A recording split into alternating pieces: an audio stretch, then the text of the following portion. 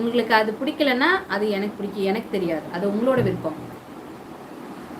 அக்கா எனக்கும் என்னது பன்னி பிரியாணி போடு. ஐயோ அதெல்லாம் நாங்கள் சாப்பிட மாட்டோம் தம்பி. சாப்பிட்றவங்க சாப்பிடுவாங்க, அதையும் நான் தப்புலாம் சொல்லலை.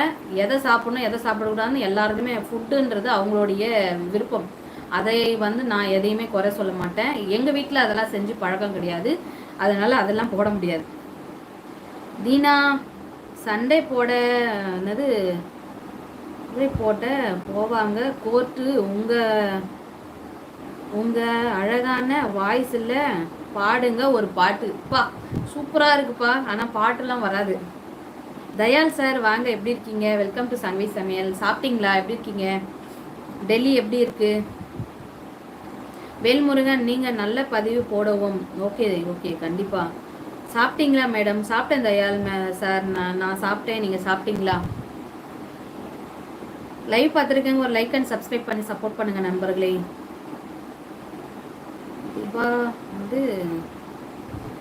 திபாராத்தாவா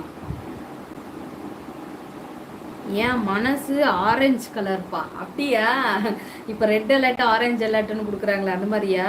உமர் முகமத் கள்ளம் கபடம் இல்லாத மனசு என்று சொல்லுவார்கள், அப்படியா? ஆம், எனக்கு போட அக்கா பன்னி பிரியாணி. கடையில் எங்கன்னா விற்றா வாங்கி தரேன் தம்பி, கண்டிப்பா.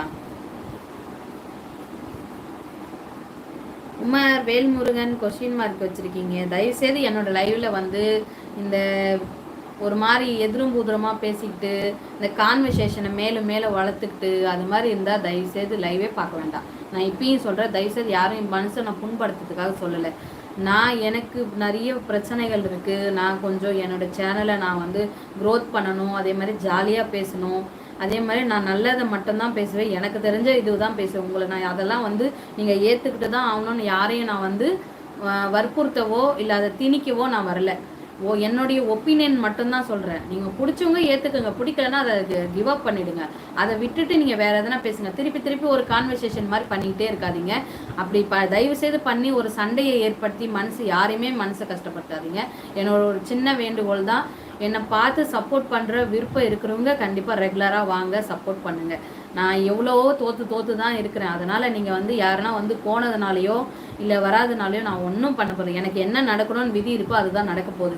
அதனால் அதுக்கும் நான் கவலைப்பட போகிறதில்ல. நான் நல்ல முறையில் தான் சொல்கிறேன். தப்பாக இருந்தாலும் மன்னிச்சுக்கோங்க. நான் ஒரு ஜென்டலாக சொல்லக்கூடிய ஒரு வார்த்தை. மேலும் ஒரு கான்வர்சேஷன் மாதிரி வச்சு ஒருத்தவங்க எதுவும் பேசிக்காதீங்க. யார் மனசையும் துன்புறுத்தாதீங்க. நல்ல முறையில் பேசுங்க. No agreement.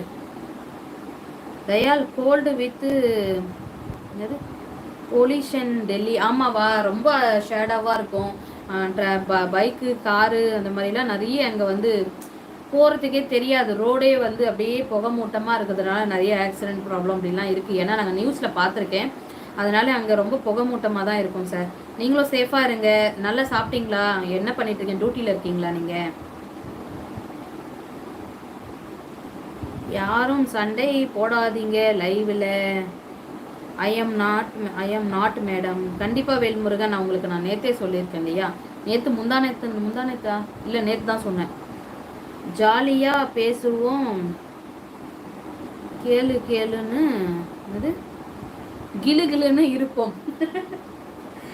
Dinesh super Dinesh. But ஐயா ஜெனு ஐயோ எனக்கு இது வரமாட்டேங்குது. எனக்கு புரியுது ஜெனு, அதுதான் நீங்கள் சொன்னதுதான் எனக்கு வாயில் வரல. வேல்முருகன் யாரும் இங்கே சண்டை போடலை. ஓகே உமா, தயவுசெய்து எனக்காக புரிஞ்சுக்கோங்க சரிங்களா? விட்டுருங்க. மேலும் கான்வர்சேஷன் தயவுசெய்து பண்ணாதீங்க. ஜாலியாக பண்ணால் ஒரு ஜாலியாக என்டர்டெயின்மெண்ட்டாக நீங்கள் கமாண்ட் போடுங்க, ஜாலியாக சிரிக்கிற மாதிரி. அது உங்களுக்கும் நல்லாயிருக்கும், பார்க்குறவங்களுக்கும் நல்லாயிருக்கும். எனக்கு கேட்டது கேள்விக்கு நான் தெளிவாக தான் பதில் சொல்லுவேன். அது உங்களுக்கு பிடிக்காமல் இருந்தால் அதுக்கு நான் ஒன்றும் பண்ண முடியாது. என்னோட சேனல், நான் என்னை பார்க்க வரவங்க எனக்கு கொஷின் கேட்டாங்கன்னா அதுக்கு ஆன்சர் பண்ணுவேன். சப்போர்ட்டிங் சந்தியா. தீனா, ஒசுனா கடிக்கும், பட்டாசுனா வெடிக்கும், இதயம்னா துடிக்கும், சங்கவி அக்கானா எல்லாருக்கும் ரொம்ப பிடிக்கும்.